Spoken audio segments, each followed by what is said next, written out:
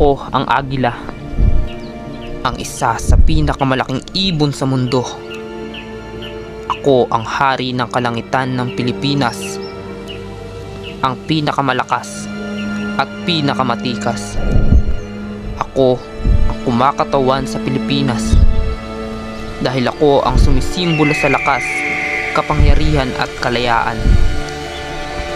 Ngunit nang dahil sa mga kagagawa ng mga tao ay naubos na ang uri ko sa pamamagitan ng pangangaso at pagkalbo ng kagubatan na tirahan ko. Sa kasalukuyan ay mas mababa pa sa 400 ang natitira sa uri ko. Kung magpapatuloy ito ay mauubos na ang uri ko at magiging isang kasaysayan na lang ang minsang naging simbolo ng isang Pilipino.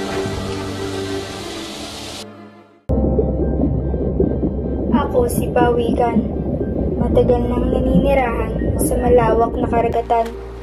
Dito ako ipinanganak sa buhangin ng dalampasigan at dito rin ako natutong lumangoy sa malamig na tubig dagat. Tahimik, payapa at puno ng buhay ang mundong ginagalawan ko. Mahalaga kami sa dagat, natutulungan ko mapanatiling balanse ang buhay ng karagatan. Sa pagkain namin ng mga halamang dagat, napapanatiling malinis at malusog ang mga damuhan na nagiging tahanan ng mga isda. Oo, maliit lang ako, pero malaki ang ambag ko sa kalikasan. Ngunit ngayon, unti-unti na kami nauubos. Marami sa amin ang nasasakal sa plastik, nahuhuli sa lambat, at nawawalan ng ligtas na lugar para mga itlog. Kung tuluyan kaming maglaho, mawawala rin ang balanse sa karagatan.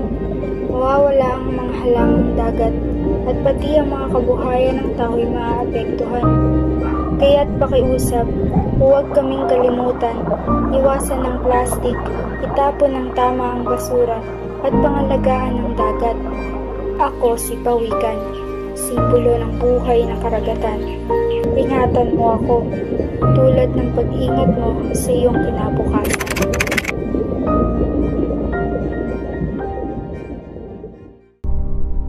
Ang tigre ay isang malakas at mabangis na hayop na kabilang sa pamilya ng mga pusa o Felidae. Isa ito sa pinakamalaking carnivores sa mundo. Mahalaga ang tigre sa kalikasan dahil tumutulong ito sa pagpapanatili ng balanse ng ecosystem. Kinokontrol nila ang dami ng ibang hayop sa kagubatan, kaya nananatiling maayos ang food chain. Sa kasaamang palad, ang mga tigre ngayon ay kabilang na sa mga endangered species. Isa sa mga pangunahing dahilan nito ang deforestation o pagkawala ng kanilang natural na tirahan. Dahil sa pagputol ng mga puno, bukod dito, sila rin ay madalas na hinuhuli para sa kanilang balat at parte ng katawan na ginagamit sa illegal wildlife trade. Kung patuloy mawawala ang mga tigre, maaapektuhan ang buong balanse ng kalikasan. Dadami ang mga hayop na dati nilang kinakain at babagsak ang natural na sistema ng kagubatan. Kaya't dapat natin pangalagaan ang mga tirahan nila at tumulong sa mga programa na nagpoprotekta sa mga tigre para panatili silang bahagi ng ating mundo.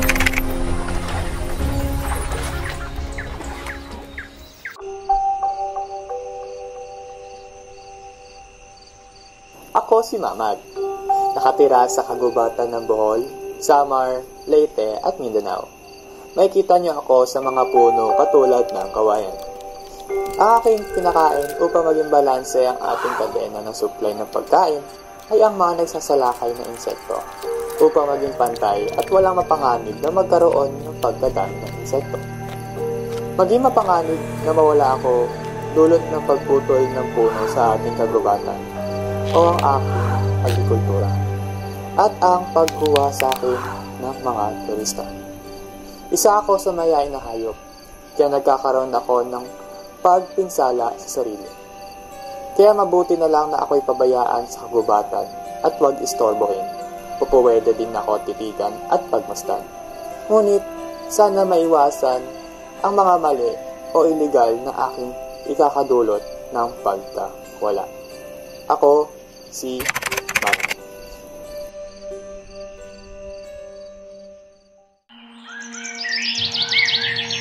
Ako ang paniki. Ako ang tanging mamalya na nakakalipad.